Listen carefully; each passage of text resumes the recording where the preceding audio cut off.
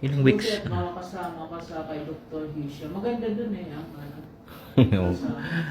Hindi ko pa nakita, Buti Dok. natapat kayo sa kanya, no? Opo, Dok. Kasi maganda yung ano niya doon. Hmm. Kasi magkakaroon ka ng detailed scanning. Hindi po, Dok.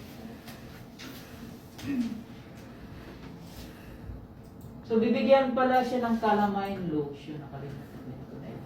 Dok, pa-Zyrtec po, Dok. At saka Zyrtec. Ano? Calamine tsaka Zyrtec. May mga vitamins ka naman, di ba? Check na si baby. Yan. Heartbeat niya.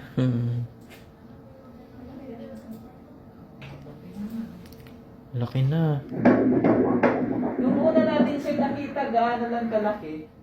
Ang liit lang. Doktor, yung calamine DID. Ha? DID.